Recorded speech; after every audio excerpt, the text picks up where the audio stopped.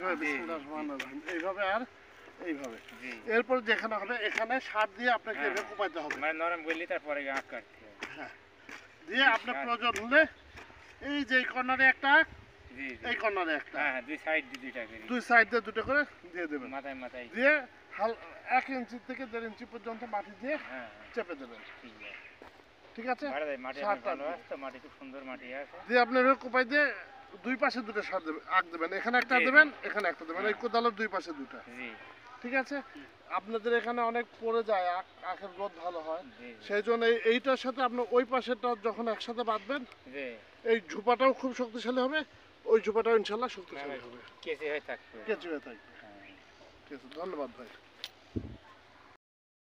এই যে এখানে এই যে আলু ঢেকে যাচ্ছে, ওদিকের আলু ঢাকছে, এদিকের আলু ঢাকছে, কি সুন্দরভাবে হয়ে যাচ্ছে। আর মিডলে হয়ে যায়, কোথাও সোজা হবে। হ্যাঁ, সাইড ধরা লাগবে না, সাইড মাঝখান থেকে হবে। পরে মাটিটা সুন্দরকে চালিয়ে দিবেন। ঠিক আছে, আখের সাথে প্রথম সাথী ফসল আলু লাগানোর জন্য কাজ করছি। দেখেন লাইন ডিস্টেন্স কি সুন্দর 1 মিটার করা হয়েছে, এবং এখানে প্রত্যেকটাতে 2 সারি করে আলু দেওয়া হচ্ছে।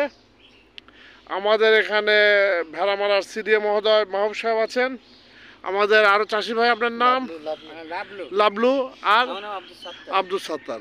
আমরা বাংলাদেশ সুগার কাপ গবেষণা ইনস্টিটিউটের আখের সাথে প্রথম সাথী ফসল আলু এবং দ্বিতীয় সাথী ফসল মুগ ডাল, এইখানে আমরা বাংলাদেশ সুগার কাপ গবেষণা ইনস্টিটিউটের মাধ্যমে বাংলাদেশ সরকার কৃষি মন্ত্রণালয় থেকে এখানে ফান্ডিং করে সকল ফান্ডিং করা হচ্ছে।